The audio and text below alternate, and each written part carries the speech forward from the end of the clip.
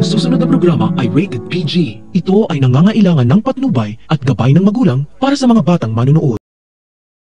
Abot langit ang pasasalamat ni Ina sa mga kapitbahay niya dahil tinulungan siya para huwag malaman ng pamilya ni Lola Aurea na nasa kanyang pangangalaga ang lola nila.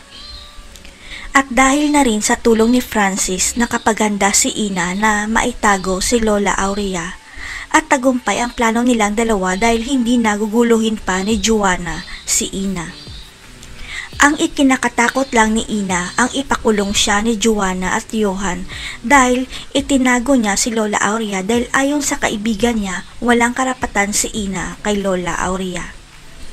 Ang sabi nga ni Cecil, sana legal na inampo na lang ni Lola Aurea si Ina para may karapatan siya kay Lola Aurea at hindi pa siya masasampahan ng kaso ng pamilya ni Lola.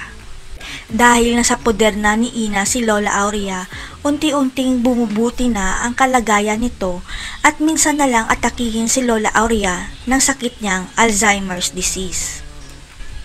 Kaya naisipan ni Lola Aurea na tulungan si Ina para makapagpatayo ng sarili nitong negosyo sa harapan mismo ng Aureas na pagmamay-ari na ngayon ni Juana at Johan.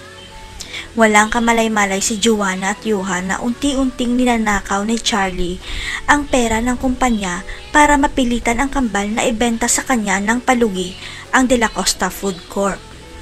Habang si Ina at Lola Aurea busy naman sa pag-manage ng bago nilang restaurant at tinaob nila ang Aureas na nasa harapan na nila at napansin na sila ni Juana.